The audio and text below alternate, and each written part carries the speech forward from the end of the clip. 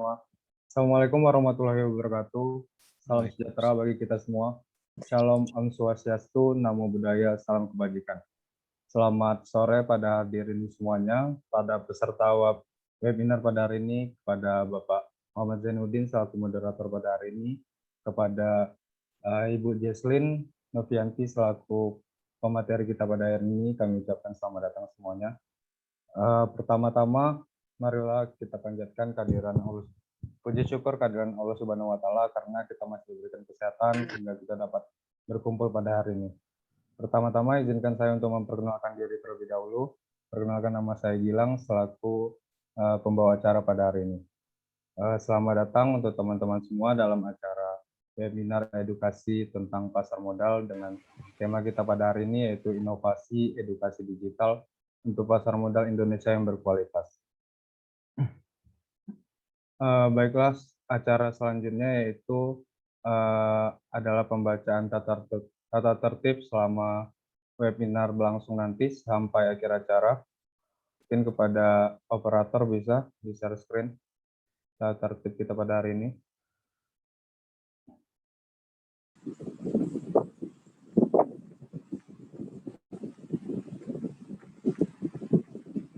Oke teman-teman, ini tata tertib untuk agenda kita pada hari ini yang harus kita ikuti sampai akhir acara nantinya.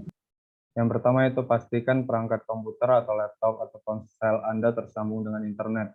Kedua, peserta wajib memasuki link Zoom 10 menit sebelum acara dimulai. Yang ketiga, seluruh peserta wajib menggunakan format nama lengkap, _institusi. Yang keempat adalah seluruh peserta wajib mengaktifkan kamera dan berpakaian sopan. Yang kelima, seluruh peserta wajib menonaktifkan audio saat kegiatan edukasi pasar modal berlangsung. Yang keenam, apabila ada peserta yang ingin bertanya, silakan menggunakan fitur chat box Zoom. Yang ketujuh, link daftar hadir online akan dibagikan di akhir acara melalui fitur chat box Zoom. Yang ke-8, link materi dan sertifikat akan dikirimkan kepada peserta yang sudah mendaftar, mengisi daftar hadir online dan mengikuti webinar hingga selesai. Maksimal seminggu setelah acara selesai. Itu teman-teman tata tertib kita hari ini. Semoga kita dapat menjalankannya ya teman-teman semuanya. Oke, selanjutnya yaitu untuk agar acara kita pada hari ini berjalan dengan lancar, angka lebih baiknya kita berdoa terlebih dahulu. Berdoa menurut agama dan kepercayaan kita masing-masing, berdoa dimulai.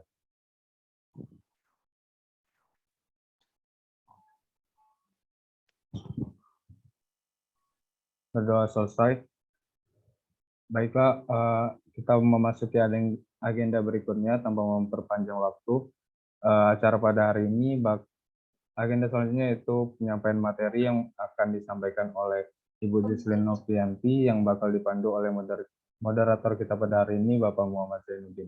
Kepada Bapak Muhammad Zainuddin, saya persilakan. Oke, terima kasih MC Gilang ya. Baik, sebelumnya perkenalkan teman-teman, saya Muhammad Zainuddin. Assalamualaikum warahmatullahi wabarakatuh. Selamat sore teman-teman semua. Selamat sore Mbak Jesslyn selaku pemateri kita untuk sore hari ini yang sangat syahdu ya teman-teman ya. Ini hari ini cuacanya lumayan mengasihkan ya untuk kita tetap di rumah, nggak kemana-mana. Oke teman-teman, jadi tema kita untuk hari ini yaitu inovasi edukasi digital untuk pasar modal Indonesia yang berkualitas. Wis, ini sangat seru ya. ECI ini edukasi investor ya teman-teman ya. Jadi pemateri kita tepat sekali ya, langsung dari PT Philips Sekuritas, Mbak Jesslyn yang memang selalu menghandle semua permasalahan, menghandle berapa ratus bahkan ribuan ya untuk investor yang sudah ada di PT Philips. Oke, sedikit saya informasikan pemateri kita pada hari ini ya, nama lengkapnya Mbak Jesslyn Novianti ya teman-teman. Lalu pendidikannya lulusan dari Universitas Putra Batam. Lalu work experience-nya ya beliau branch manager di Philips Sekuritas Indonesia saat ini ya Mbak Jesslyn ya. Nah, dulu di tahun 2018-19-nya beliau marketing di Philips, namun sekarang sudah menjadi branch manager di PT Philips Sekuritas Indonesia. Lisensinya sudah WPPI ya, dari Wakil Perantara Perdagangan Efek. Oke teman-teman, segitu saya rasa untuk perkenalan model kita pada sore hari ini. Agar lebih hangat, kita langsung aja ya sambut Mbak Jesslyn pada tempat waktu, dipersilakan. Baik, terima kasih moderator Pak Janudin sudah memberikan saya kesempatan untuk sebagai pemateri sore ini. Oke, jadi menarik sih materi sore ini, inovasi edukasi digital untuk pasar modal Indonesia yang berkualitas. Nah, jadi hari ini kita akan bahas gimana apa itu asalnya pasar modal Indonesia, terus dan lain-lain. Oke, kita langsung mulai aja ya. Oke. Langsung Mbak, sikat. Oke.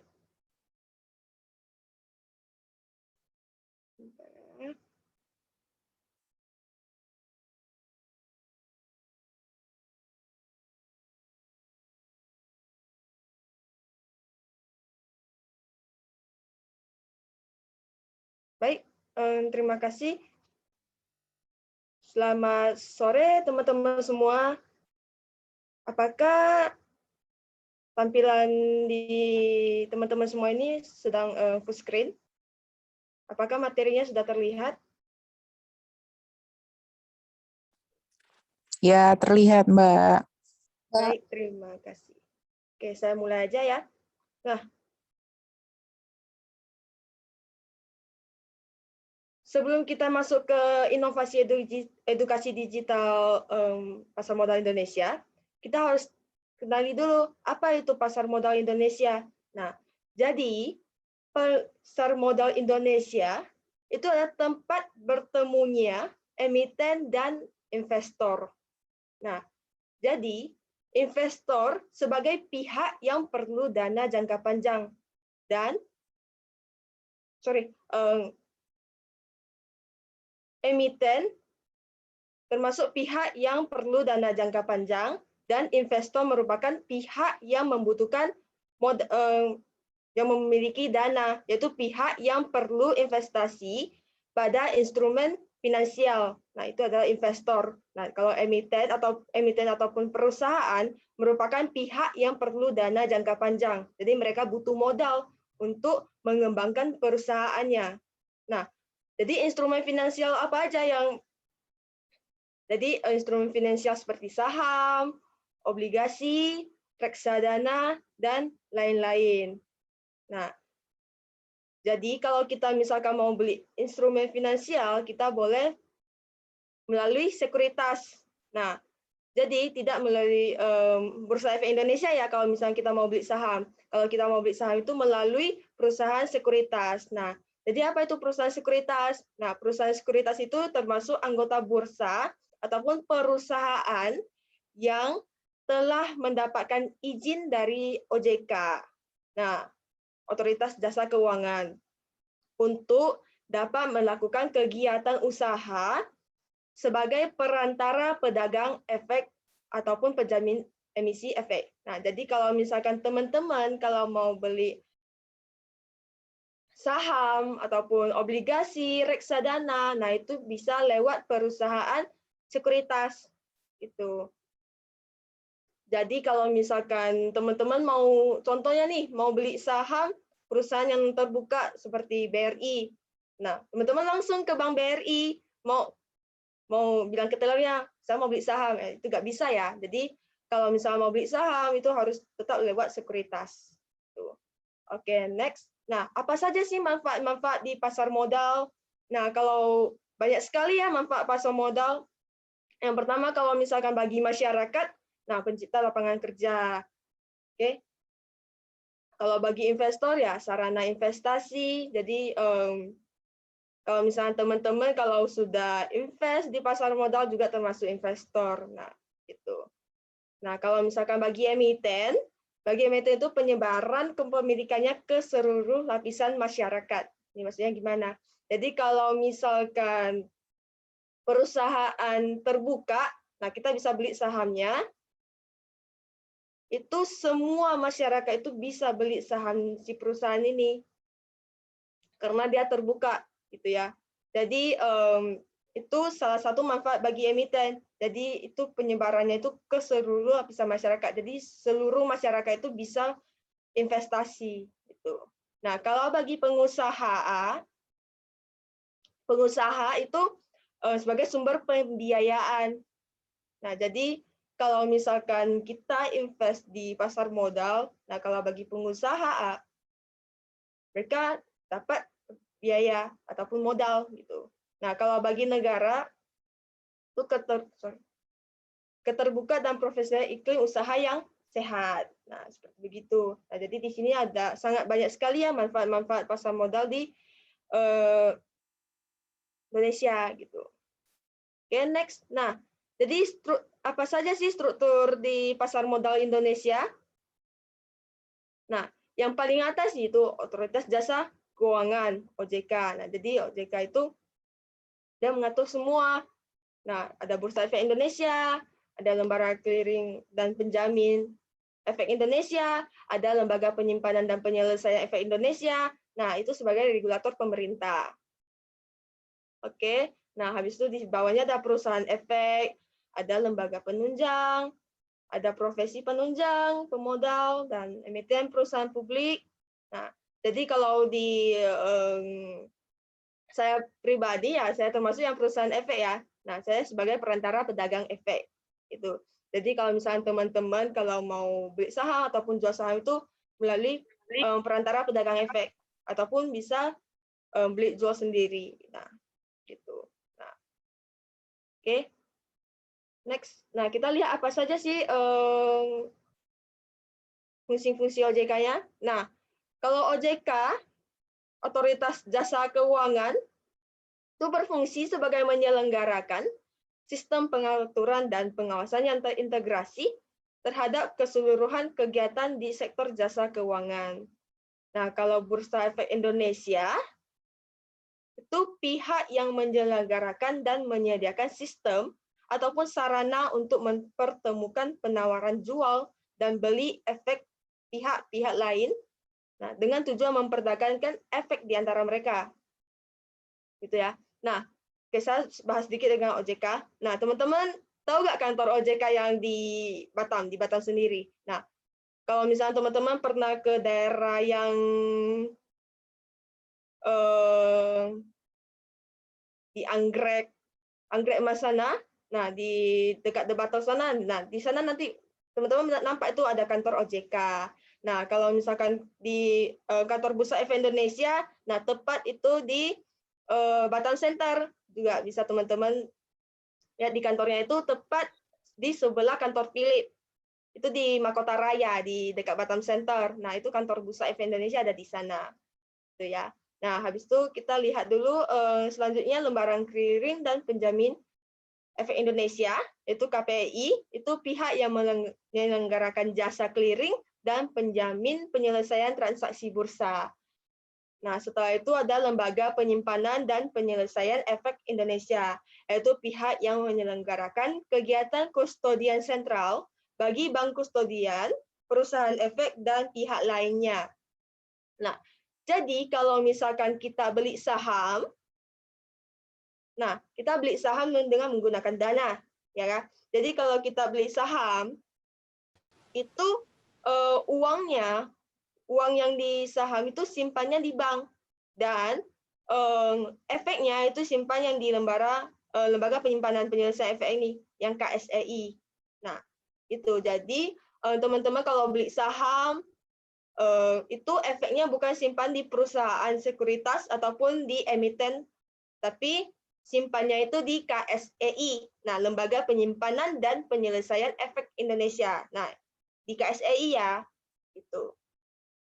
Oke, next.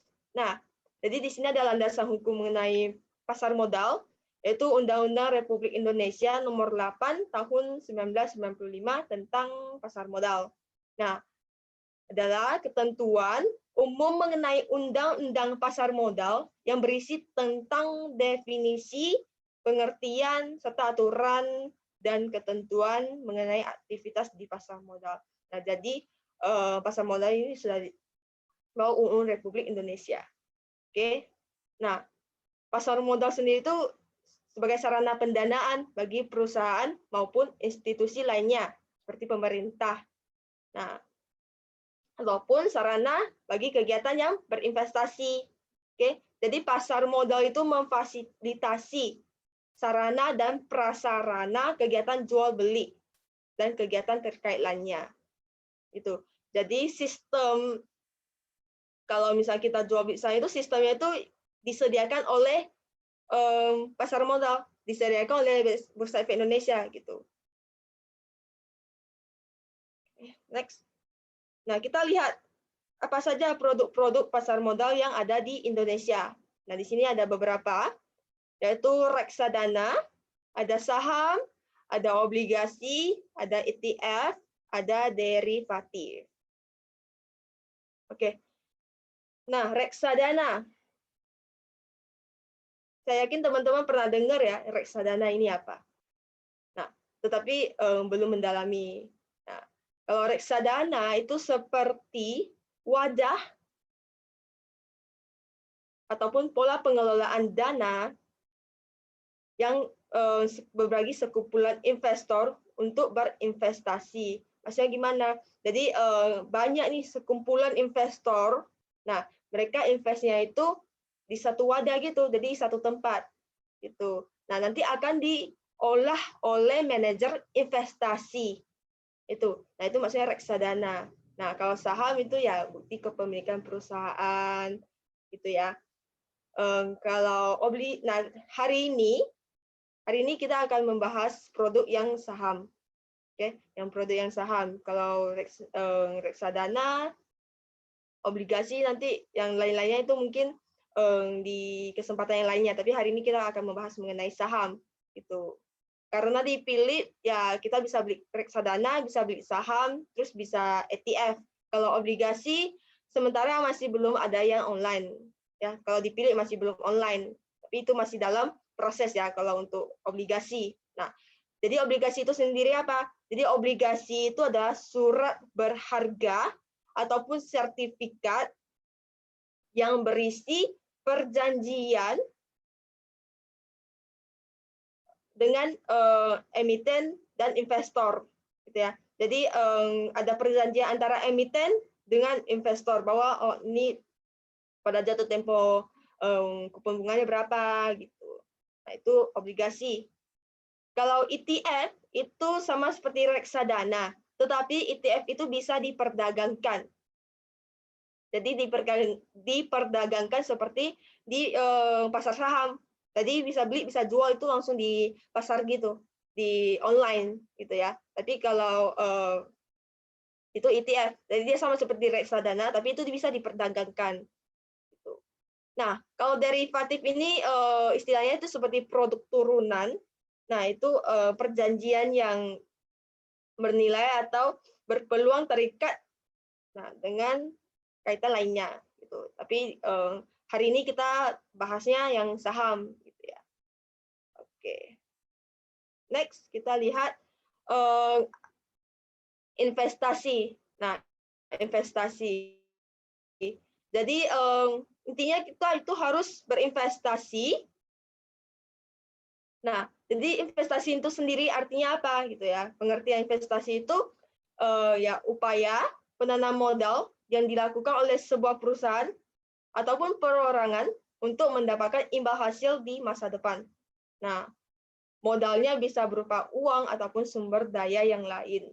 Nah, jadi mengapa perlu investasi? Nah, menarik ya investasi ini. Jadi kita kalau misalkan dari segala kalangan, dari anak kecil, dari anak kecil ataupun udah remaja, dewasa, nah ataupun lanjut usia, nah kita semua perlu berinvestasi, gitu ya.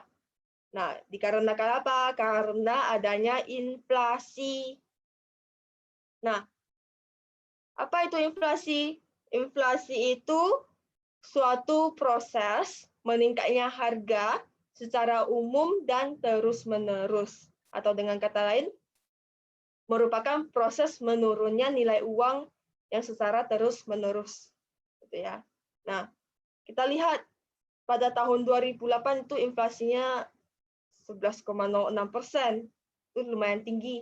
Nah, jadi maksudnya gimana inflasi ini?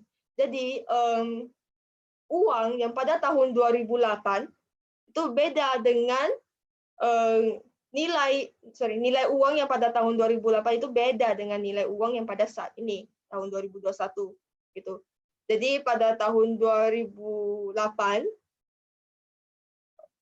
dengan harga uang yang 5.000 beda dengan sekarang gitu. Jadi itu karena adanya inflasi. Nah, jadi pada saat tahun 2008 itu inflasinya cukup tinggi sekali, yaitu di 11,06%. Nah, tahun 2009, 2010, dan lain-lain. Nah, berdasarkan data, bahwa inflasi itu rata-ratanya itu per tahun itu sekitaran 4 hingga 5%. Gitu. Jadi kita kalau misalkan mau investasi, kita harus mencari produk-produk investasi yang mampu melawan inflasi. Jadi kalau misalkan inflasinya itu 5%, nah kita harus 5% per tahun ya, bukan per bulan, per tahun. Jadi kita harus mencari produk-produk investasi yang return per tahunnya itu lebih tinggi dari 5%, lebih tinggi dari inflasinya gitu. Nah, kenapa? Karena kalau misalkan contoh ini kita letak uangnya di bank, ya di bank dalam 1 tahun, nah kita tidak ada dapat return apapun dan juga dikenakan biaya admin, gitu ya. Jadi kalau misalnya kita simpan uang di bank, nah nilainya tergerus. Nah, jadi 1 juta pada tahun lalu itu beda 1 juta dengan tahun ini itu. Jadi tidak ada kenaikan, tidak ada return itu. Jadi di mana 1 juta pada tahun lalu itu kita bisa beli lebih banyak barang walaupun digunakan, tapi pada tahun ini menurun. Jadi di mana nilai uang itu makin lama makin tidak berharga gitu ya. Oke. Nah, itu kenapa kita perlu mencari produk-produk investasi itu. Jadi banyak sekali produk-produk investasi yang ada di pasar modal. Nah, tadi kan ada 5 ya. Nah, itu. Cuman nanti kita akan bahas yang saham. Oke. Next. Nah, jadi di sini ada time value of money, yaitu nilai waktu dari uang. Ya, nilai waktu dari uang. Nah, time value of money ini adalah konsep kalkulasi nilai uang. Nah, berdasarkan waktu. Nah, jadi maksudnya gimana? Jadi pada tahun 2000, nah tahun 2000 kita lihat. Pada tahun 2000 dengan uang yang 100.000, kita kalau misalkan ada ke supermarket, nah kita ke supermarket kita masih bisa membeli 1 keranjang. Nah, masih bisa beli banyak nih. Tapi kalau pada tahun 2010, nah makin lama makin menurun. Nah, ini hanya setengah aja. Jadi kita ke supermarket kita menggunakan 100.000 itu setengah. Nggak bisa dapat terlalu banyak dibandingkan tahun 2000. Nah, saat ini tahun 2020 kita lihat lagi. Nah, makin menurun itu. Nah, jadi 100.000 itu tidak ada apa-apanya gitu pada tahun sekarang ini gitu ya. Nah, jadi saya rasa teman-teman juga pernah mengalami ya, kalau misalkan pada dulu kita membeli permen itu, kalau permen itu 1.000 aja udah bisa dapat mungkin 1 bungkus. kecil ya. Nah, itu pada tahun pas dulu. Pas saya masa kecil ya, masa kecil 1.000 aja bisa beli 1 bungkus kecil permen gitu. Tapi kalau sekarang 1.000 aja hanya untuk parkir yang motor. Nah, nggak bisa beli permen lagi, itu udah nggak cukup gitu ya. Nah, kalau misalnya teman-teman ada ke supermarket, nah menggunakan 100.000 itu ya dikit ya kalau mau dibeli. Seperti kalau misalnya teman-teman mau beli makanan ataupun yang lain tuh ya sangat-sangat sedikit sekali gitu. Jadi itu kenapa perlunya ada investasi. Jadi kalau misalkan teman-teman kalau nggak investasi, nah letak 100.000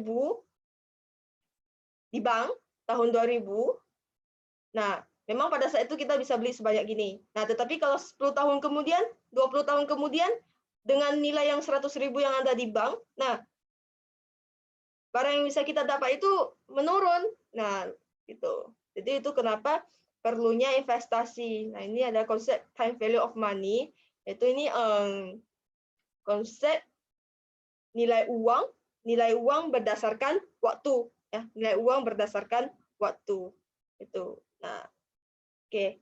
Next kita lihat saham. Jadi produk-produk investasi. Nah, salah satunya saham. Nah, saham. Jadi apa itu saham? Nah, saham itu adalah tanda bukti kepemilikan atas suatu perusahaan. Nah, membeli saham itu maksudnya berinvestasi di bisnis ataupun suatu perusahaan. Oke. Nah, jadi teman-teman kalau saat ini kita mau membuka suatu perusahaan itu butuh banyak ya modalnya. Nah, kita juga butuh inovasi, butuh kreatif. Nah, jadi biar bisa mencolok di banyak perusahaan. Karena saat ini kan banyak tuh perusahaannya. Saingannya semakin besar. Saingnya semakin besar ya. Kita susah kalau misalkan mau memulai suatu perusahaan itu susah banget gitu. Nah, tetapi kalau misalkan kita hanya membeli saham perusahaan yang terbuka saja, nah kita juga termasuk sebagai kepemilikan perusahaannya gitu. Nah, jadi itu kenapa membeli saham itu termasuk berinvestasi di bisnis suatu perusahaan. Nah, jadi kita sebagai kepemilikan perusahaannya juga gitu ya. Itu namanya investor. Kita investor perusahaannya. Nah, saham dari perusahaan yang go public atau terbuka, nah itu disebut emiten yang diperdagangkan di bursa. Nah, sehingga masyarakat itu dapat ambil bagian dalam kepemilikan perusahaan tersebut. Nah, jadi kita bisa beli perusahaan-perusahaan yang memang sudah go public di bursa. Ya, jadi perusahaan yang terbuka. Jadi di belakangnya itu ada tulisannya TBK. Gitu. Nah, contohnya, teman-teman kalau di Batam, itu pernah dengar Satnusa ya, PT Satnusa. Nah, itu Satnusa perusahaannya terbuka. Jadi kita bisa beli sahamnya gitu. Ataupun Puri Global sukses ya. Nah, itu juga terbuka perusahaannya. Gitu. Jadi kita bisa beli sahamnya. Nah, ataupun seperti contohnya Indofood. Nah, teman-teman pasti makan Indomie ya. Nah, saya yakin pasti semua makan. Nah, Indofood ataupun Unilever itu semua juga perusahaan terbuka. Jadi kita menggunakan barang-barang sampo, daily use. Nah, itu semua kan ada di Unilever. Nah, jadi kalau misalnya teman-teman kalau misalkan lagi mandi pernah perhatikan samponya ataupun lagi gosok gigi pernah perhatikan odolnya itu nanti ada U. Nah, itu Unilever. Kita bisa beli saham Unilever karena dia terbuka. Nah, jadi kalau misalnya kita beli saham Unilever, kita juga sebagai kepemilikan perusahaan Unilever. Nah, cuman kalau misalkan keputusan ke depan perusahaannya itu tetap ada di direksi gitu ya. Nah, tetapi kalau kita beli satu lot aja, kita juga berhak mendapat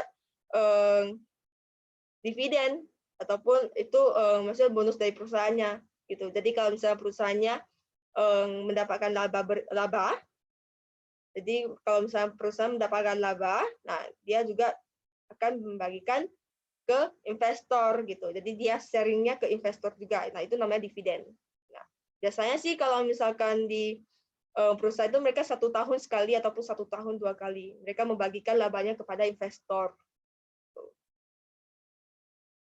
Oke, next. Nah, kita lihat.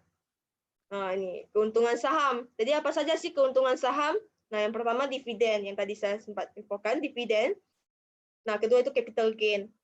Nah, jadi dividen ini, nah jadi kalau dividen itu kalau misalkan perusahaan mereka sudah mendapatkan laba, jadi nanti kalau perusahaan itu kan ada laporan tahunan nih, laporan tahunan.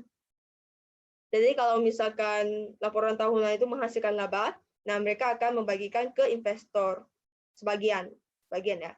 Jadi nanti akan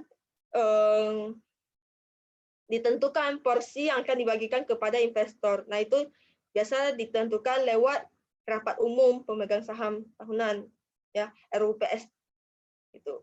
Jadi nanti kalau mereka sudah selesai rapat, nah, jadi selesai rapat nanti mereka akan putusannya bagi berapa dividennya kepada investor, ya. Jadi dividen. Nah, selain dividen, kita juga akan mendapatkan capital gain. Nah, keuntungannya. Jadi maksudnya gimana capital gain? Nah, jadi capital gain ini adalah selisih harga antara harga yang kita beli dengan harga yang di pasar. Nah, pasar ini harga di pasar. Contohnya nih, kita beli saham Unilever. Unilever saat ini kita beli 6.200. Contoh ya, 6.200. Harga saham perusahaannya ya 6.200 per saham. Nah, habis itu kita invest 1 tahun kemudian ternyata Unilever harga saham pada saat itu 6.500. 6.500. Nah, jadi di mana tadi nilai saham kita itu 6.200, 1 tahun kemudian menjadi 6.500. Nah, jadi selisihnya itu yaitu capital gain, keuntungannya, keuntungan sahamnya gitu ya. Jadi kita mendapat untung 300 poin per saham. Gitu. Jadi itu selisih capital gain. Selisih harga yang kita beli dengan harga yang kita jual atau harga market gitu ya. Jadi itu capital gain. Nah, selain keuntungan itu juga ada kerugian. Jadi teman-teman saya harus ingatkan kalau misalkan di investasi, nah tetap ada risiko gitu ya. Jadi kita akan mendapatkan keuntungan tetapi juga bisa kerugian gitu. Jadi ada risiko. Nah, tetapi kita harus memilih risiko yang paling kecil karena kalau di investasi itu semua investasi itu ada risikonya. Cuman tergantung produk investasinya itu minim risiko atau risiko besar, ya. Jadi risikonya kecil atau risikonya yang besar. Nah, jadi kalau misalkan teman-teman pernah ditawarin kalau misalkan investasi ini saya bisa mendapatkan fix gitu. Jadi pendapatannya itu fix gitu. Jadi kalau misalkan ada yang tawarin kalau contohnya nih, nah kamu ini investnya aja di produk ini. Nah, 1 tahun kemudian itu return-nya pasti 100% gitu. Nah, itu harus waspada. Itu sangat tidak mungkin sekali ya. Nah, karena kalau di investasi itu pasti naik turun gitu. Investasi itu naik turun. Jadi tidak ada yang fix. Kalau misalkan 1 tahun kemudian itu return-nya pasti 100%. Kalau misalkan ada yang tawarin seperti gitu, nah itu harus waspada. Itu harus dicek lagi ya apa sih produk investasinya. Nah, karena sering ya kalau misalkan kita mendapatkan SMS ataupun dari internet, karena sekarang kan sangat gampang sekali ya kita mendapat informasi. Nah, tetapi di mana kita gampang mendapat informasi ya, di mana juga kita gampang juga tutup dengan informasi gitu ya. Jadi kalau misalkan ada yang tawarin seperti itu, nah teman-teman harus waspada. Oke. Nah kalau di saham di sini ada risikonya juga, yaitu capital loss dan risiko likuidasi. Nah capital loss itu kebalikan dari capital gain. Nah tadi gimana kita beli Unilever harga yang kita beli itu 6.200, habis itu kita jual di 6.500. Nah, kalau capital loss itu kebalikannya. Nah, jadi di mana kita beli harga saham, mungkin pada saat ini contohnya nih, kita beli Bank BRI. Kita beli Bank BRI saat ini 4.000. Saat ini 4.000.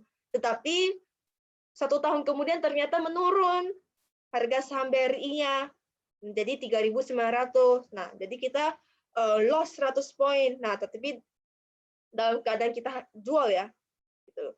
Jadi kalau misalkan jadi itu capital loss. Jadi selisih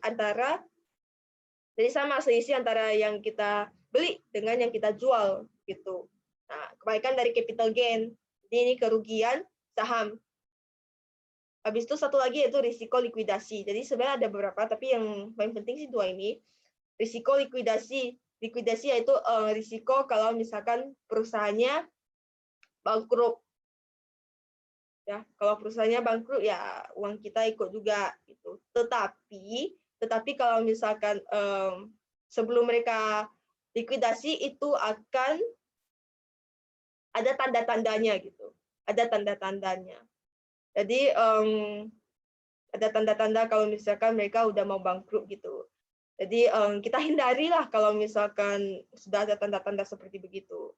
Cuma sampai saat ini saya di pasar modal belum ketemu sih kalau perusahaan yang bangkrut gitu ya. Belum pernah ketemu. Kalau saya sendiri ya belum pernah ketemu di pasar modal itu ada perusahaan yang sudah likuidasi ataupun bangkrut. Nah, ini salah satu risikonya. Cuma sangat minim sekali, sangat minim sekali kalau misalnya perusahaannya itu bangkrut. Gitu. Nah, tapi kalau misalnya risiko dihapus dari bursa ya itu lumayan sering.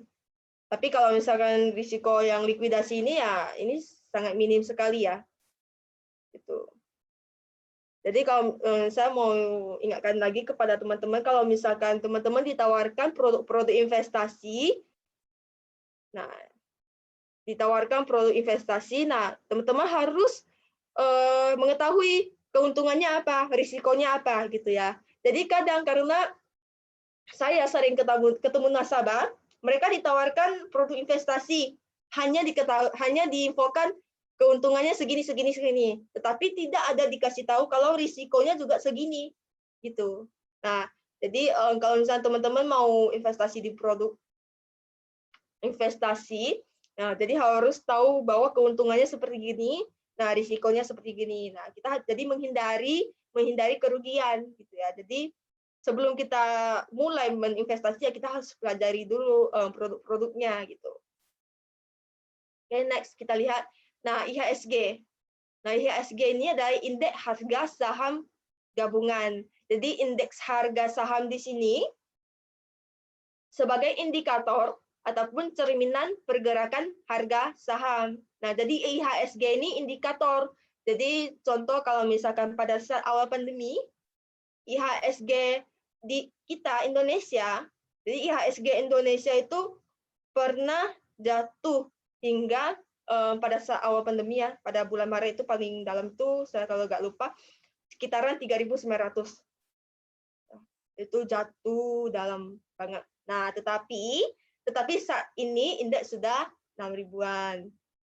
Ya. Jadi indeks ini adalah indikator yang mencerminkan pergerakan harga saham yang ada di Indonesia. Jadi kalau misalkan dia turun hingga 3.000-an berarti rata-rata harga saham yang di Indonesia itu menurun. Gitu, menurun. Nah, jadi kalau misalkan IHSG naik ya rata-rata pergerakan harga sahamnya itu naik gitu.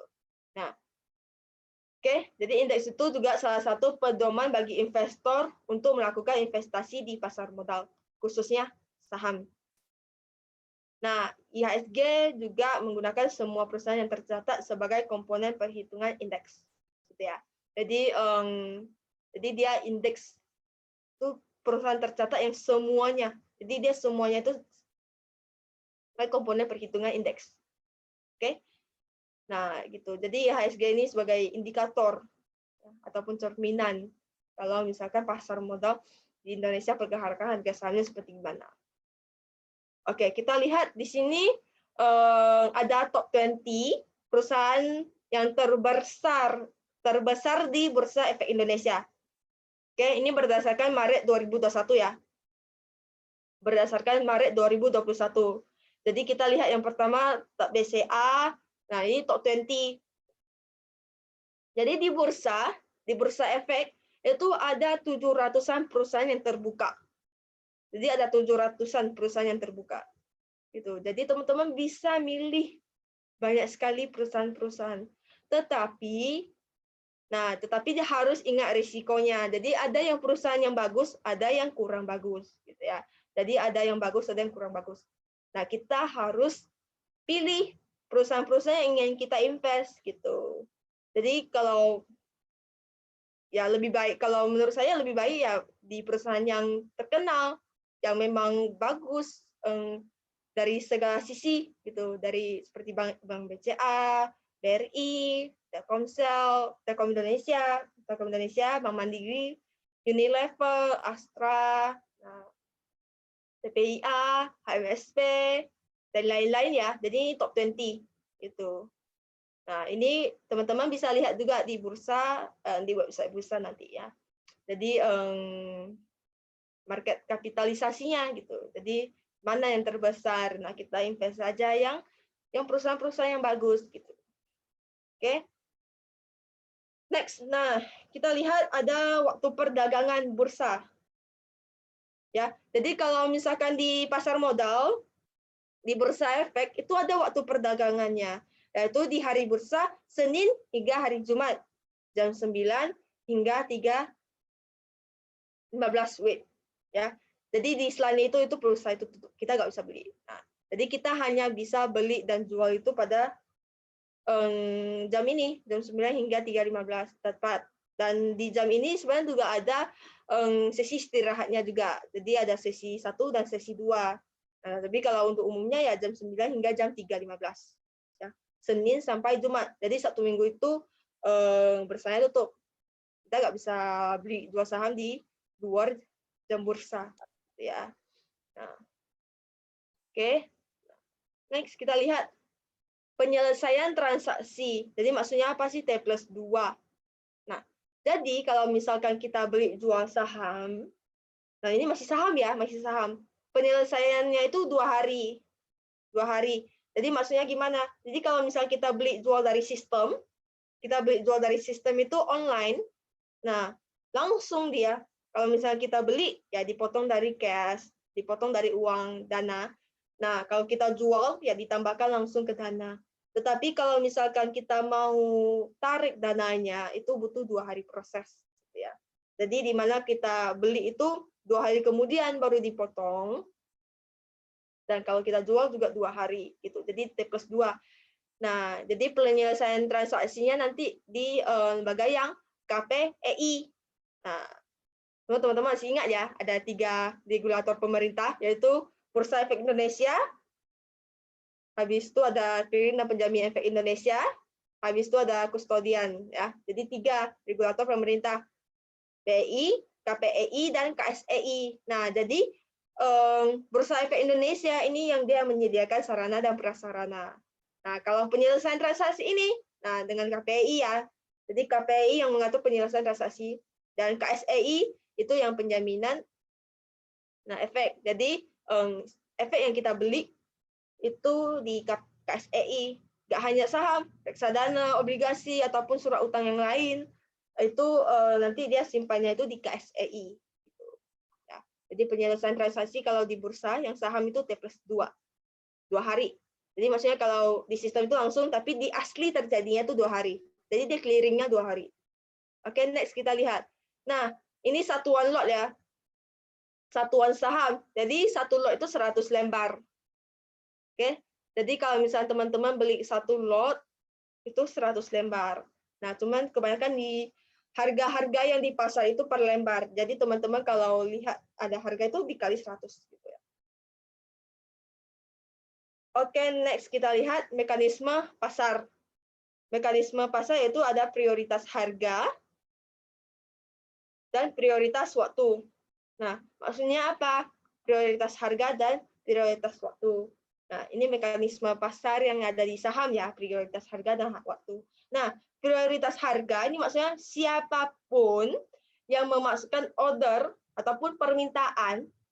Jadi siapapun yang memasukkan permintaan dengan harga beli yang paling tinggi akan mendapat prioritas utama. Gitu ya. Jadi kalau prioritas harga itu harga yang paling tinggi, jadi permintaan dengan harga yang paling tinggi akan mendapatkan prioritas utama untuk bertemu dengan penawaran yang harganya paling rendah. Gitu ya. Jadi kalau di pasar ya kan ada pembeli, ada penjual. Nah, sama di sini, dia ada pembeli, ada penjual, ada permintaan, ada penawaran. Jadi mekanismenya permintaan tertinggi akan bertemu dengan penawaran yang harganya terendah, gitu ya. Nah, prioritas waktu. Jadi siapapun yang memasukkan ordernya yang lebih dahulu akan mendapatkan prioritas pertama oleh sistem. Jadi siapa duluan siapa dapat, gitu ya. Jadi first in first serve, gitu. Jadi siapa yang masuk order duluan, nah siapa yang dapat duluan, gitu. Itu kalau di prioritas waktu. Oke. Nah, ini ada fee transaksi. Kalau misalnya kita beli jual itu tetap ada kena fee, dan ini sudah termasuk pajak, gitu ya. Ada beli ada dikenakan transaksi, jual juga ada dikenakan fee transaksi. Jadi ini berlaku untuk semua sekuritas sebenarnya. Cuma beda biasa di fee-nya itu beda sedikit-sedikit gitu. Oke, next kita lihat ini saya skip aja. Nah, ini order book. Nah, ini lumayan penting ya. Lumayan penting. Nah, tadi kan teman-teman sudah tahu nih pasar modal Indonesia. Gitu ya. Habis itu produk-produknya apa aja. Habis itu salah satu saham. Nah, gimana ini kita membaca harga saham? Jadi kan saham itu kan pasti ada harganya, ada nilainya. Nah, gimana kita membaca harga sahamnya? Nah, ini adalah order book. Oke. Saya yakin memang teman-teman pasti bingung ya, ini kenapa kok banyak kali angkanya nih? Banyak sekali angkanya. Nah, tetapi kalau misalnya teman-teman perhatikan ini sebenarnya tidak susah, tidak susah. Nah, teman-teman masih ingat ya tadi prioritas harga? Masih ingat ya prioritas harga? Ada permintaan, ada penawaran. Nah, jadi teman-teman perhatikan, ini ada Q, ini Q adalah antrian, bid fall ini adalah permintaan, lot permintaan, bid ini adalah harga permintaannya. As adalah harga penawaran. Nah, ini adalah jumlah lot penawaran, ini antrian yang penawaran. Jadi ini dibagi dua nih, dibagi dua. Dibagi dua ya, satu untuk permintaan, satu untuk penawaran. Gitu. Jadi kalau misalkan di sini kan permintaan yang paling tinggi itu 3980. Nah, penawaran yang paling rendah itu 3990. Nah, jadi kita perhatikan yang paling atas saja. Jadi kalau misalkan kita mau beli jual itu kita lihat yang paling atas gitu. Jadi kalau misalnya mau beli langsung dapat ya kita beli dengan si yang nawar 3990. Nah, itu akan langsung dapat sahamnya gitu ya. Jadi memang sekilas saja saya jelasin ini karena kalau misalkan seperti gini mungkin teman-teman saya merasa bingung ya. Gitu. Jadi saya sekilas saya jelasin. Jadi di sini maksudnya ada BBRI ini Bank BRI ya, Bank BRI. Jadi kita lihat yang paling atas, di sini ada 448 orderan yang sedang antri mau beli Bank BRI di 3.980 dengan jumlah lot 18980. Ini jumlah lotnya. Jadi ada banyak nih, ada 18.980 yang mau beli lot ya, ini lot yang mau beli Bank BRI di harga 3980. Sementara di sini ada 48.691 yang mau jual BRI di 3990. Nah, jadi mereka match harganya ketika kita beli di 3990 ataupun kita jual di 3980. Nah, itu akan match harganya. Gitu ya. Oke, next kita lihat. Nah, di sini akan saya berikan beberapa tips untuk investasi di saham. Oke, nah kita boleh kenali dulu perusahaannya dengan baik dan melakukan analisa. Jadi kita harus tahu perusahaan-perusahaan yang kita invest itu apa. Oke. Habis itu kita juga harus terapkan manajemen risiko. Jadi kita harus tahu kalau kita sendiri itu mau nggak menerima risiko gitu, mau nggak rugi. Nah, jadi pasti kan banyak nih tipe-tipe kan investor. Jadi ada yang mau rugi tapi mau keuntungan yang tinggi juga, ada yang nggak mau rugi tapi mau juga keuntungan yang tinggi ya gitu. Jadi banyak sekali tipe-tipenya gitu. Jadi kita harus tahu kalau saya itu tipe seperti gimana. Saya nggak mau rugi. Nah, kalau untung kecil nggak apa-apa, yang penting nggak mau rugi ya gitu. Jadi banyak tipenya gitu. Ataupun ada yang nggak apa-apa, saya rugi, tetapi yang penting untungnya ketinggi. Nah, gitu. Itu risikonya ya. Habis itu update berita terbaru. Jadi kita kalau misalkan mau investasi ya kita harus banyak-banyak baca berita. Kita harus banyak-banyak cari informasi-informasi gitu ya. Oke, next. Nah, oke kita sebelum kita masuk ke inovasi digital, kita akhir dengan transaksi dulu dengan Points ID. Ini yang pilih sekuritas ya. Jadi kalau kita beli jual saham itu lewat aplikasi Points ID namanya. Jadi sangat-sangat gampang sekali untuk saat ini kalau kita mau investasi. Cuman harus waspada. Jadi kita jangan asal-asal investasi, tapi kita harus pelajari dulu gitu ya. Oke, kita lihat dulu aplikasinya seperti gimana. Nah, teman-teman kalau misalkan ada waktu, boleh coba install dulu aplikasinya Points ID. Nah, ini aplikasi Points ID. Oke, nah ini nanti akan terima setelah teman-teman pembukaan akun. Ya, kalau misalnya mau membuka rekening efek, ya membuka rekening efek itu di sini nanti akan menerima. Kalau syarat pembukaan rekening ya yang penting ada KTP dan nomor rekening itu sudah bisa pembukaan akun. Jadi kalau kita mau jual beli saham itu ataupun jual beli reksadana, nah itu harus ada buka akun dulu, gitu ya. Nah, tapi kalau teman-teman yang belum mau buka akun atau ingin melihat dulu fitur-fitur aplikasinya, nah kita lihat di demo account. Oke, di demo account kita bisa melihat fitur-fiturnya. Itu harga di sana juga secara real time kok, gitu ya. Cuma belum bisa transaksi aja. Oke, di demo account gitu. Jadi setiap sekuritas itu banyak beda-beda masing-masing aplikasinya gitu.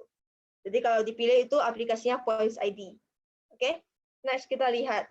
Nah, kalau misalkan mau beli saham ya kita klik Pro Stocks. Kalau mau beli reksadana kita klik Pro Funds. Oke, hanya perlu klik saja. Jadi diklik aja aplikasinya gitu. Nah, kita lihat menu search. Nah, menu search di sini untuk mencari saham. Oke, jadi kita bisa mencari saham-saham apa saja yang ingin kita beli gitu. Nah, oke, nah kita lihat di sini. Nah, di sini juga ada filter dan sortir untuk menyaring saham. Nah, jadi di sini terakhir saya search itu ada 708, tapi sekarang kemungkinan bertambah ya. Jadi ada 708 perusahaan yang listing di Bursa Efek Indonesia. Cuman harusnya sekarang udah bertambah ya karena ini kemarin. Oke. Jadi sangat-sangat banyak sekali pilihan teman-teman untuk berinvestasi di pasar modal. Nah, ini order book. Nah, ini order book yang tadi saya sampaikan. Nah, ini yang di aplikasi HP. Oke, yang di aplikasi HP seperti begini. Cuman intinya sama aja. Yang permintaan dan penawaran gitu. Nah, ini untuk melihat lebih banyak harga. Oke. Nah, di order book. Nah, setelah itu kita klik, kalau misalnya mau beli, tinggal klik buy. Nah, untuk membeli saham.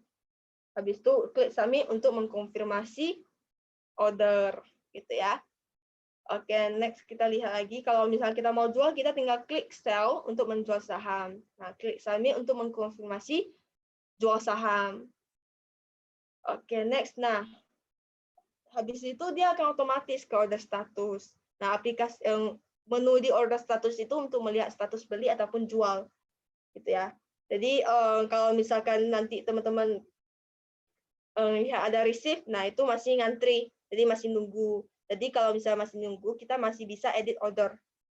Kita masih bisa mengubah harganya, gitu ya. Jadi amend itu adalah untuk edit order ataupun perubahan harga. Nah, oke, kita tinggal klik amend, nanti confirm aja. Habis itu withdraw itu untuk cancel order. Jadi kita nggak jadi beli, nah tinggal kita klik withdraw, habis itu kita confirm withdraw, confirm gitu ya. Jadi ini sangat-sangat gampang sekali ya. Hanya perlu di aplikasi klik saja. Nah kalau udah done, berarti udah terjadi transaksi. Nah teman-teman bisa lihat di order status. Oke. Next kita lihat juga ada trading equity. Jadi menu trading equity ini untuk mengecek uang yang ada di akun. Gitu. Jadi kalau misalnya teman-teman sudah sempat buka akun, kalau kita transfer itu nanti maksudnya ke cash. Jadi teman-teman bisa lihat dana yang teman-teman transfer. Nah, jadi teman-teman nih akun. Jadi kalau misalkan akun, kalau misalnya teman-teman pembukaan akun di sekuritas itu nanti akan dibukakan satu akun dan satu rekening yang baru. Rekening yang baru itu yang bank. Jadi bank rekening yang baru itu tidak ada kartu dan secara virtual. Jadi kalau misalnya kita mau beli saham itu kita transfernya ke rekening itu. Nah, rekening itu namanya rekening dana nasabah ataupun RDN ataupun RDI sama aja ya. RDI, RDN itu rekening dana nasabah ataupun rekening dana investor.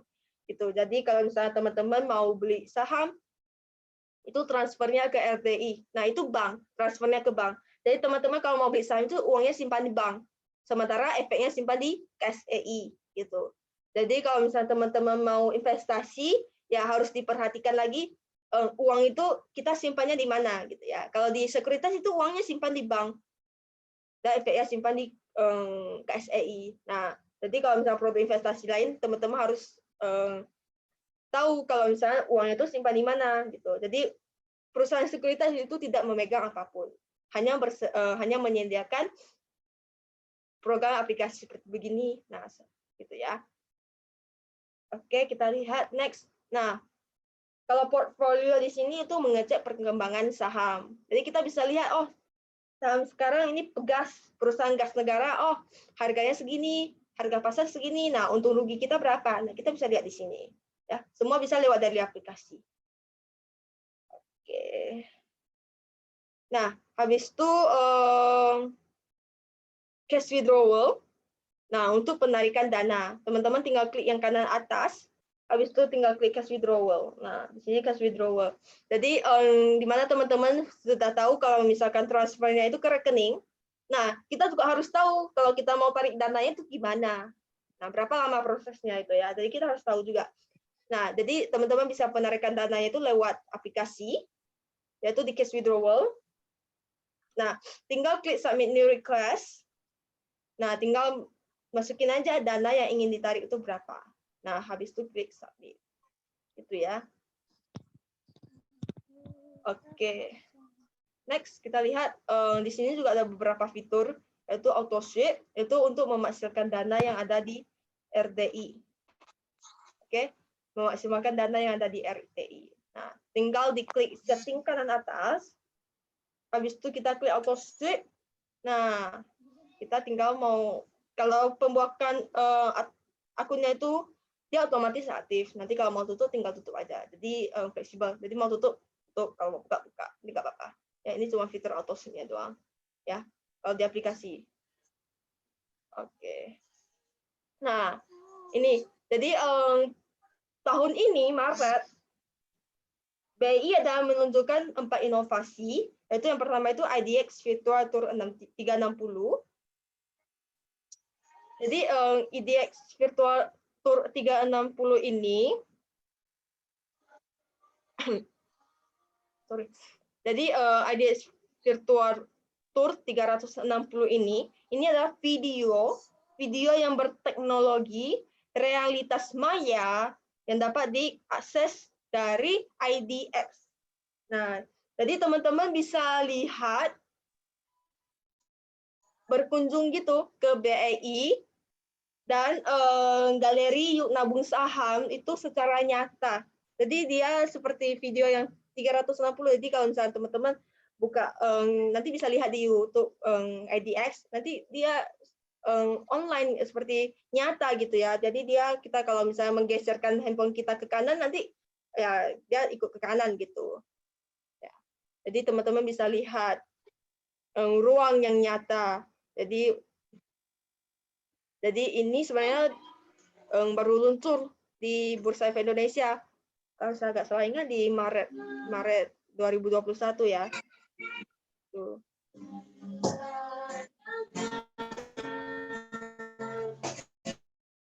Oke, next kita lihat ada halaman edukasi investasi di website Bursa Efek Indonesia dan modul sekolah pasar modal digital. Nah, ini kalau kita lihat di website Bursa itu kita juga bisa lihat. Ya. Jadi melalui halaman ini, investor itu akan mendapatkan dasar-dasar pendidikan pasar modal. Ya, jadi bisa diakses dari websitenya Bursa. Oke. Jadi masyarakat juga bisa membuka rekening efek melalui anggota bursa gitu ya. Jadi di website bursa itu nanti dia ada sediakan kalau misalkan ini perusahaan sekuritasnya, kita bisa langsung membuka rekening melalui website yang disediakan oleh Bursa Efek Indonesia. Nah, cuma teman-teman kalau sudah tahu galeri Bursa Efek Indonesia ataupun udah kenal dengan saya, itu boleh langsung lewat saya aja untuk pembukaan rekeningnya. Gitu. Nah, tapi kalau misalnya teman-teman nanti boleh coba lihat aja di website Bursa, nanti ada. Oke. Nah, habis itu ketiga, itu ada kompetisi galeri investasi Bursa Efek Indonesia, IDX Gayathon, dan konsep galeri investasi Bursa Efek Indonesia. Nah, kalau di sini, jadi di sini nanti ada kompetisi. Memang saat ini udah tetap aktif ya. Jadi untuk tetap aktif edukasi pasar modalnya. Jadi memang ada keterbatasan akibat pandemi. Jadi kita edukasinya itu secara online. Nah, jadi kepada anggota bursa itu juga pembuka rekening juga secara online juga bisa, gitu ya. Oke. Habis itu ada galeri investasi digital BEI. Nah, jadi inovasi yang terakhir itu BEI itu ada menyiapkan konsep baru yang kerjasama dengan galeri investasi. Nah, jadi konsep ini diadopsi oleh galeri investasi dan anggota bursa itu untuk meningkatkan sinergi. Nah, jadi setelah kalau kolaborasi gitu ya. Jadi dari galeri investasi itu nanti memberikan edukasi gitu. Oke. Next. Nah, jadi di sini ada juga beberapa langkah berinvestasi di pasar modal Indonesia. Nah, jadi yang pertama itu pahami tujuan investasi Anda. Yang pertama. Jadi teman-teman harus tahu kalau misalkan investasinya itu untuk apa. Jadi tujuan untuk apa? Mau investasi jangka panjang, atau investasi jangka pendek, atau investasi jangka menengah. Nah, jadi apa tujuan investasinya gitu. Jadi mau buat apa? Nah, itu harus teman-teman tahu dulu. Gitu. Nah, kedua itu kenali profil risiko Anda. Nah, itu sama seperti yang tadi ya. Jadi teman-teman harus tahu kalau misalnya teman-teman ini bisa menerima risiko apa enggak. Nah, mau nggak rugi ya? Pasti nggak semua mau rugi ya. Pasti semua nggak mau rugi gitu. Pasti semua nggak mau rugi. Cuman ya kita meminim risikonya. Jadi teman-teman harus tahu kalau risikonya itu kecil ataupun besar. Jadi harus tahu bisa menanggung risikonya seperti apa. Nah, ketiga, itu pelajari investasi yang akan Anda mulai. Nah, jadi teman-teman harus tahu apa produk-produk investasi yang yang akan teman-teman mulai. Gitu. Seperti kalau bisa teman-teman lebih menariknya ke reksadana atau menariknya ke saham. Nah, itu harus dipelajari dulu investasinya. Jadi seperti bagaimana mekanisme kerjanya gitu. Jadi di reksadana seperti gimana? Kalau di saham seperti gimana? Nah, jadi itu harus teman-teman tahu dulu sebelum teman-teman mulai berinvestasi. Oke. Nah, keempat itu memahami risiko apa saja yang berkaitan dengan investasi. Nah, jadi teman-teman harus tahu risiko apa saja yang berkaitan dengan produk investasi. Seperti tadi kalau di saham itu kan risikonya itu capital loss dengan risiko likuidasi, gitu ya. Jadi itu risiko salah satu yang berinvestasi di saham. Nah, jadi kalau misalkan yang lain mungkin seperti investasi apa ya? Investasi kalau misalnya teman-teman pernah dengan forex ataupun kripto ya itu juga ada risikonya. Nah, jadi kalau misalnya di forex kalau misalkan kita kan uangnya itu simpannya di perusahaan future. Jadi kalau misalnya kita transfer ke mereka futuresnya tutup, maksudnya perusahaannya tutup ya uang kita hangus, hilang, nggak ketemu orangnya gitu ya, nggak ketemu perusahaannya gitu. Nah itu salah satu risikonya juga. Jadi harus mencari perusahaan-perusahaan yang memang ada di bawah pengawasan OJK. Ya, jadi kita harus juga menginvestasi produk-produk yang memang ada di bawah pengawasan OJK gitu, ataupun Mbak Pepti gitu ya. Yang penting ada di bawah pengawasan. Oke, yang kelima itu menentukan strategi investasi Anda. Jadi strateginya seperti gimana untuk berinvestasi gitu. Jadi harus teman-teman tahu juga. Nah, keenam itu pertahankan tujuan Anda. Nah, jadi di mana tadi pada awal teman-teman sudah menetapkan bahwa mau tujuannya itu investasi jangka panjang. Nah, jadi pertahankanlah investasi tujuan jangka panjangnya itu. Ya, jadi pertahankanlah. Kalau memang mau untuk jangka panjang ya jangka panjang gitu. Jangan nanti pas ketika kita investasi jangka panjang tiba-tiba menjadi jangka pendek gitu ya. Jadinya kita tidak mempertahankan yang memang pada awal kita mau gitu. Oke. Next kita lihat. Nah, mengelola keuangan. Nah, ini saya mungkin beberapa mungkin pernah lihat mana sih kalau misalnya kita ada penghasilan. Oke, jadi di sini ada 100% penghasilan. Nah, kita harus bisa membagi untuk apa, jadi untuk hal-hal apa saja gitu ya. Jadi ini kita harus mengelola keuangannya dengan baik. Gitu. Nah, jadi kita lihat dulu kalau kita 10% itu untuk hal-hal yang bersifat kebaikan. Seperti sumbangan untuk tempat ibadah atau pemberian untuk orang tua atau keluarga. Nah, itu 10% dari penghasilan kita. Gitu ya. Oke. Habis itu 20% itu untuk dana yang darurat seperti asuransi jiwa kesehatan, investasi untuk improvisasi diri, seminar, kursus, dan lain-lain. Dan investasi untuk membangun aset produktif, saham, reksadana, ETF, ataupun obligasi. Nah, jadi investasi ini juga bisa menginvestasi pada diri kita sendiri, gitu ya. Jadi kita meningkatkan kemampuan kita, jadi kita meningkatkan improvisasi kita sendiri dengan cara apa? Mengikuti seminar ataupun mengikuti kursus gitu.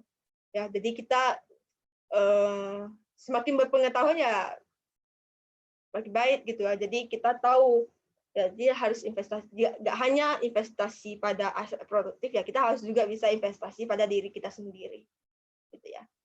Nah, jadi kalau investasi untuk produktif ya seperti saham.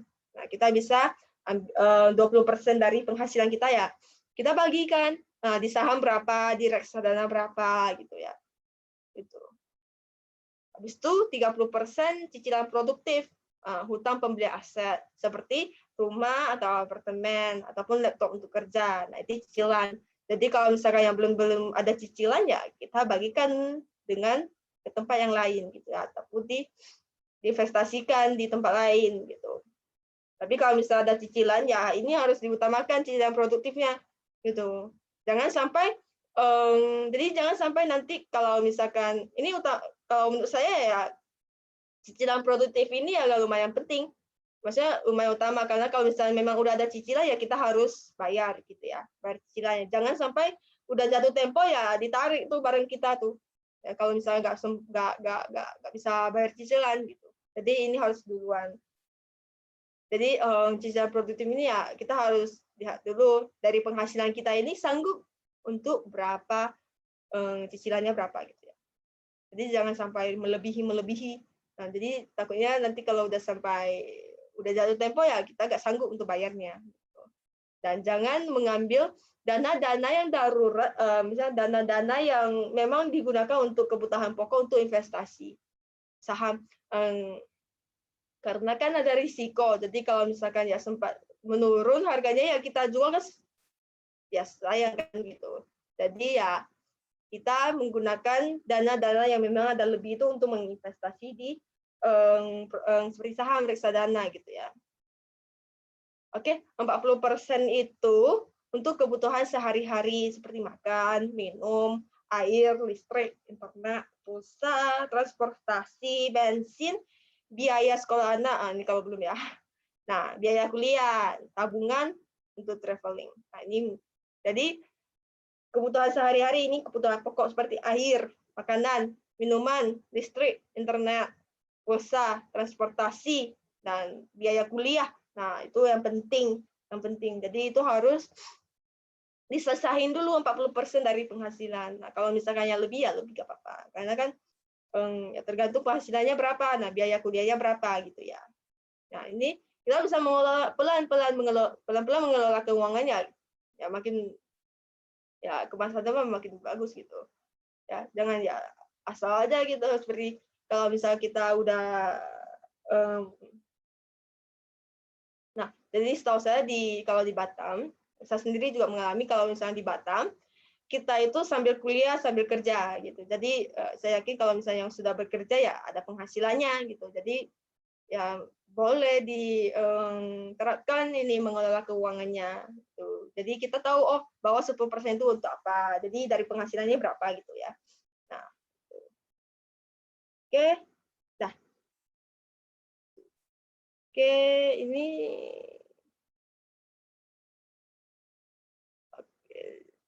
Nah, saya mau share beberapa yang tadi yang IDX Virtual Tour ya.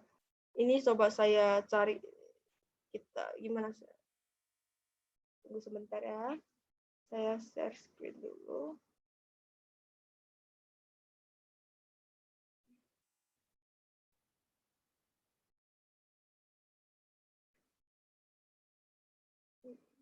Nah, jadi gimana tadi ya? Sorry.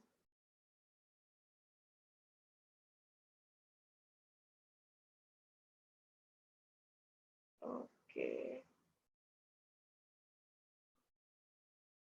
Nah, ini adalah website yang bursa. Nah, jadi teman-teman bisa lihat kalau di sini nanti ada produk inovasinya. Nah, salah satunya itu ya tadi mana sih? Mana tadi ya? Yang IDX Virtual yang 360. Nah, teman-teman tinggal klik yang produk. Habis itu klik yang kunjungan Virtual BI. Nah, di sini. Oke. Nah, di sini nanti teman-teman bisa lihat galeri investasi ataupun manhole bursa itu secara nyata. Nah, bisa coba klik ya. Ini saya sebelumnya belum pernah share di YouTube, ini saya coba sharekan, lihat bisa.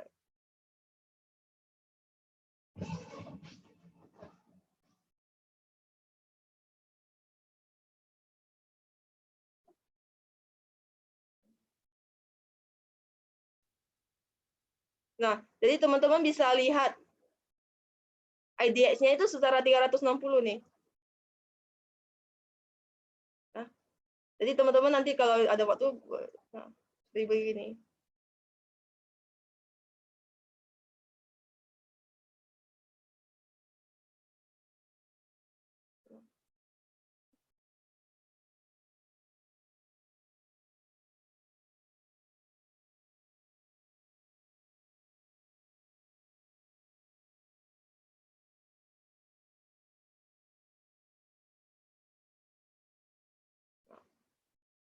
Nah, jadi teman-teman nanti bisa lihat nih galeri nabung saham yang ada di Bursa Efek Indonesia.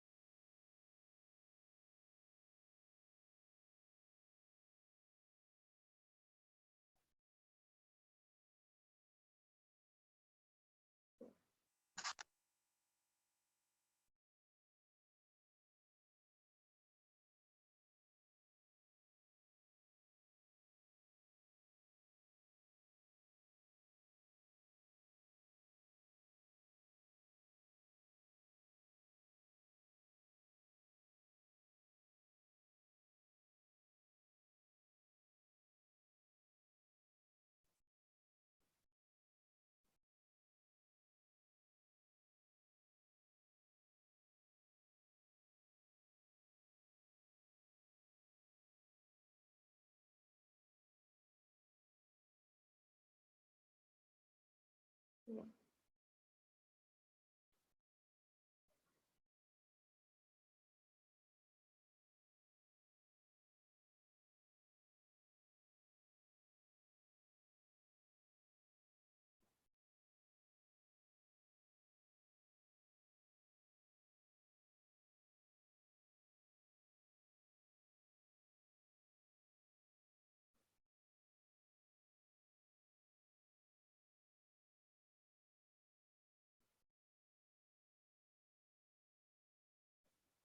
sini ternyata.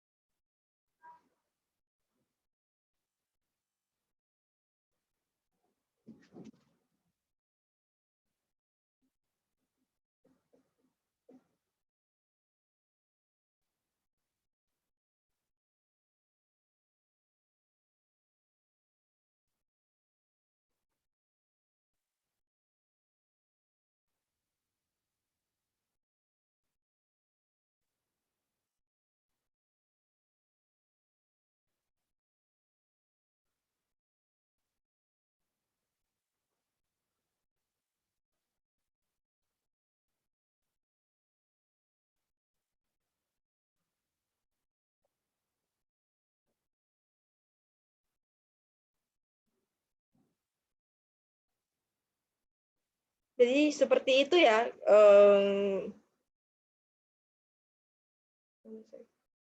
Baru diluncurkan oleh Bursa Efek Indonesia bahwa inovasi yang pertama itu ya IDX Virtual Tour yang 360 yang teman-teman tadi barusan lihat di YouTube. Ya, gitu ya.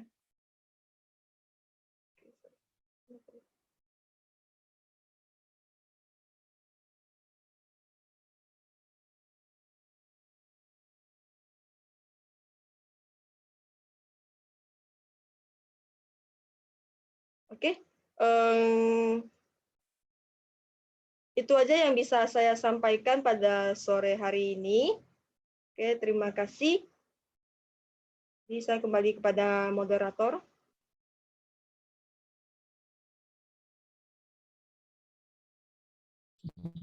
Oke, terima kasih Mbak Jesslyn. Mohon maaf teman-teman, ini saya pakai handphone tapi karena ada gangguan sinyal. Halo, bisa dengar suara saya? Bisa, Pak? Bisa, Pak. Oke.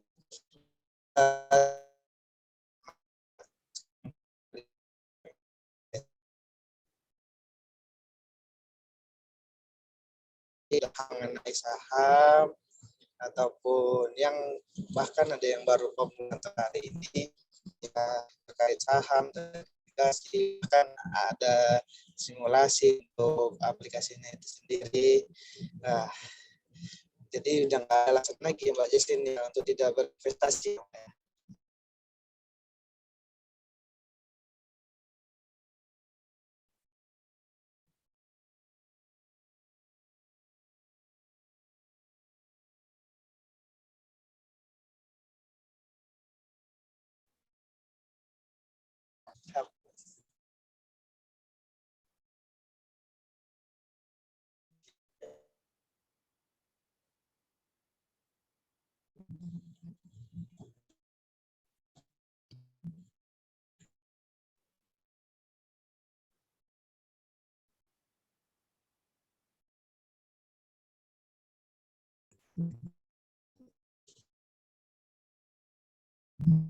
Halo, sorry, ada gangguan sinyal.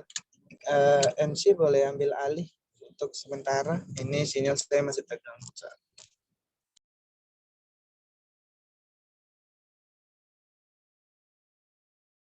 Mungkin untuk teman-teman yang ingin bertanya pada hari ini setelah penyampaian materi tadi, boleh silakan teman-teman di kolom chat.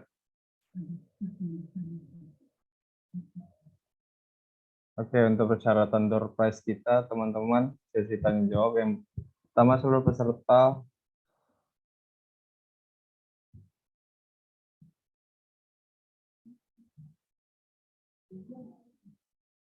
Oke, ini ada dari teman-teman.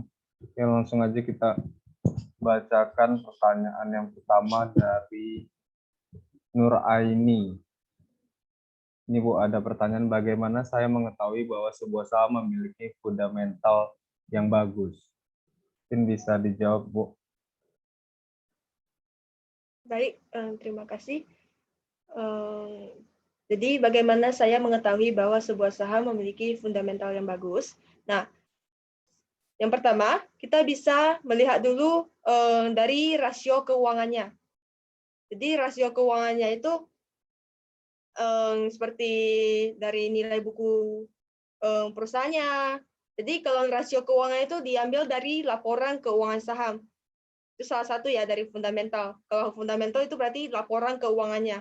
Jadi laporan keuangan tahunan ataupun bulanan ataupun beberapa tahun sebelumnya. Jadi kita analisanya dari fundamental. Jadi kita lihat dari rasio keuangan seperti apakah perusahaan tersebut setiap tahun labanya meningkat atau tidak, ataupun apakah setiap tahun pertumbuhan perusahaannya meningkat atau tidak, ataupun kalau misalkan perusahaannya bidang usahanya apa. Jadi kalau misalkan bidang usahanya seperti pertambangan, yaitu tergantung harga komoditas. Nah, itu kalau di pertambangan itu dia tergantung harga komoditas seperti batu bara, minyak. Nah, itu risikonya mungkin lebih fluktuatif ya. Jadi lebih naik turun. Kalau misalkan yang di perbankan, nah kalau di perbankan dia lebih stabil.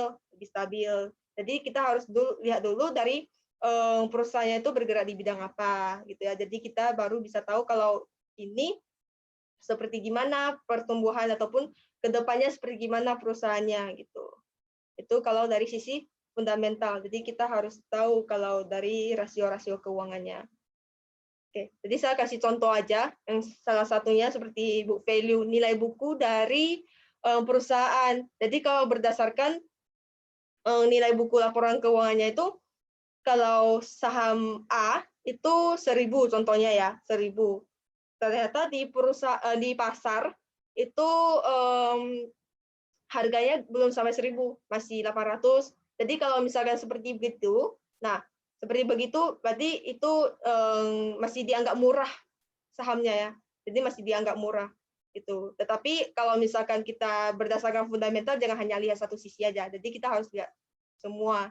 Jadi yang penting pendapatannya oke, terus manajemennya oke, itu udah bisa kita investasi di perusahaannya. Seperti begitu. Semoga menjawab ya.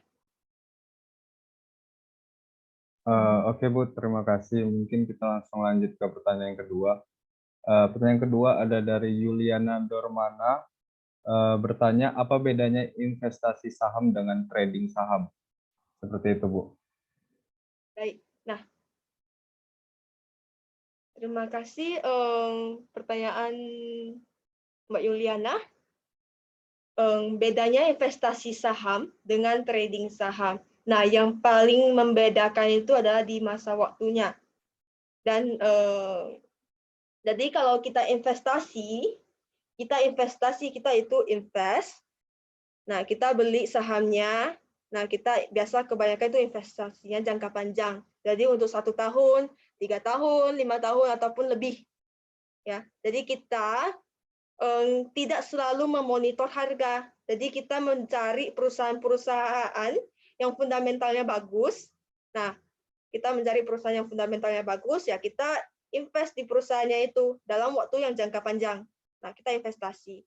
Nah, kalau investasi biasa risikonya pun ya yang penting perusahaannya yang penting perusahaannya bagus, itu risikonya juga kecil ya. Kalau trading saham itu jangka pendek.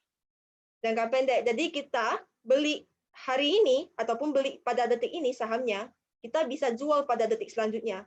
Jadi kalau di pasar saham itu kan real time. Jadi dia gerakkan harganya itu per detik. Jadi teman-teman bisa beli saat ini, saat detik ini, detik selanjutnya itu langsung jual, itu boleh. Gitu. Jadi itu trading. Jadi jangka pendek, saya beli sekarang, saya jual langsung. Ataupun saya beli hari ini, saya besok jual. Nah, jadi yang membedakan itu di jangka waktunya. Jadi kalau investasi itu untuk jangka panjang, nah trading itu beli jual yang secara terus menerus, gitu ya. Jadi risikonya juga lebih tinggi, gitu. Karena kalau trading itu dapatnya 1%, kalau misalnya return ya dikit gitu. Tapi kalau investasi itu bisa dapatnya returnnya tinggi, lumayan kalau misalnya jangka waktunya panjang. Jadi kayak seperti pada tahun ini, pada sekarang bulan April kita beli di harga saham A, contohnya 100. Nah, kemudian 1 tahun kemudian ternyata dia bisa naik hingga 150. Nah, kita berarti ada return 50%. Tapi kalau trading, karena saham itu tidak mungkin dalam 1 hari itu langsung naik 50%, tidak mungkin. Jadi ya dapatnya receh kalau trading. Jadi sedikit gitu. Nah, jadi kita harus memonitor terus, harus memonitor harganya, gitu ya. Jadi kalau trading itu biasa untuk yang memang lagi nggak ada kerjaan mereka ya, gitu ya. Kalau misalkan teman-teman lagi kerja, nggak bisa kan tiap hari monitor itu harganya. Nah, jantungan nanti, tiba-tiba naik, tiba-tiba turun. Nah, itu jantungan. Jadi itu paling yang membedakan sih di jangka waktunya sama risikonya, gitu. Oke, semoga menjawab ya Mbak Juliana. Mau nggak bilang? Nggak mau. Oke, terima kasih kepada Bu Jesslyn, dan apakah udah menjawab tadi Kak Yuliana? Iya, sudah. Terima kasih. Ya, sama-sama. Oke, langsung kita masuk ke pertanyaan yang terakhir.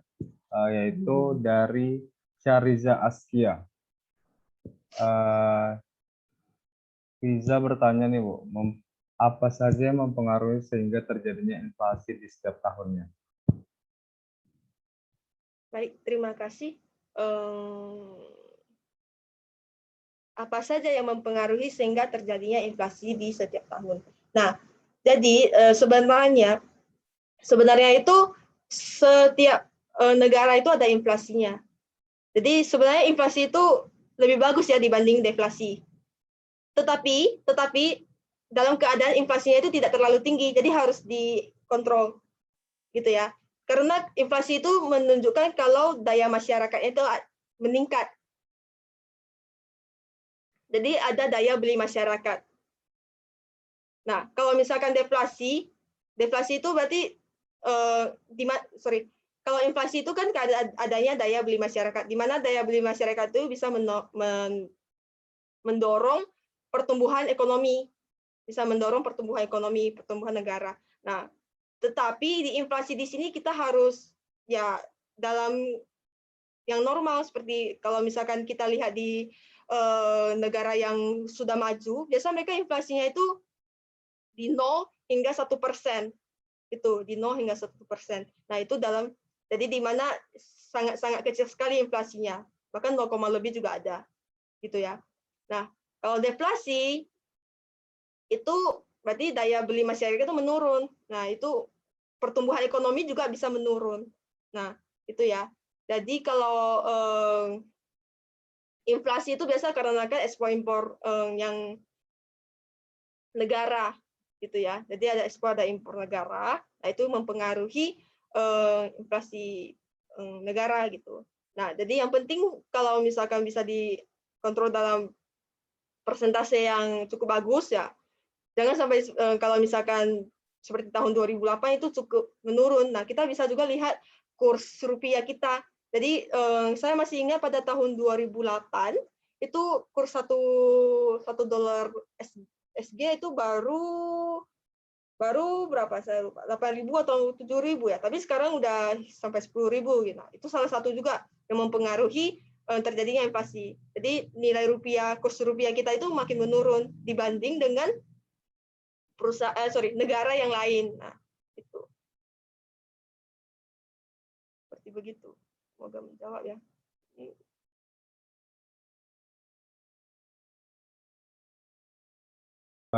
Terima kasih untuk jawabannya, dan mohon maaf nih untuk teman-teman semua, kita cuma ambil 3 pertanyaan karena mengingat waktu pada hari ini, dan untuk teman-teman mungkin bisa mengikuti webinar selanjutnya untuk bisa bergabung dan semoga beruntung di yang akan webinar selanjutnya. Oke, mungkin itu aja, dan untuk teman-teman semua jangan lupa untuk mengisi link absensi pada hari ini, dan untuk teman-teman yang beruntung bisa menghubungi admin yang ada di kolom chat ya teman-teman. Jangan lupa untuk absensinya teman-teman di kolom chat. Oke, mungkin itu aja. Terima kasih untuk teman-teman semua yang udah hadir pada hari ini. Terima kasih kepada moderator kita Pak Zainuddin. Terima kasih kepada Ibu Jesslyn Novianti. Terima kasih banyak Bu untuk penyampaian materinya pada hari ini, dan terima kasih, sampai berjumpa di webinar kita selanjutnya. Dan sebelum kita akhiri agenda kita pada hari ini, webinar hari ini, mungkin untuk teman-teman boleh menghidupkan kameranya nih teman-teman, untuk kita foto bersama. Mungkin untuk semuanya boleh hidupkan. Halo teman-teman.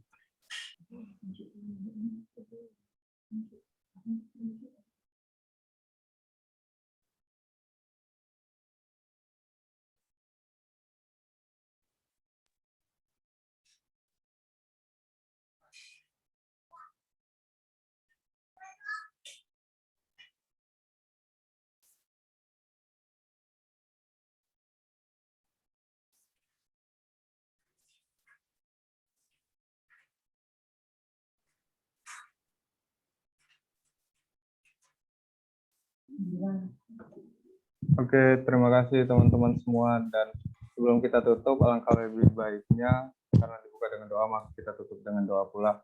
Semoga apa yang materi yang disampaikan pada hari ini dapat berguna untuk kita ke depannya. Berdoa menurut agama dan kepercayaan masing-masing, berdoa dimulai.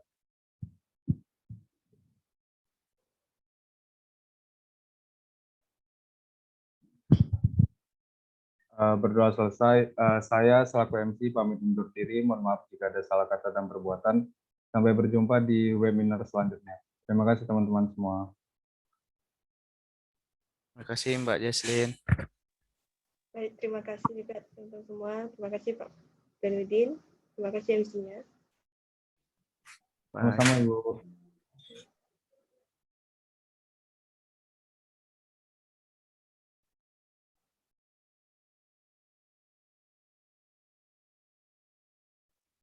Baik, saya izinkan live dulu ya. Terima kasih. Ya, silakan Mbak Jesslyn.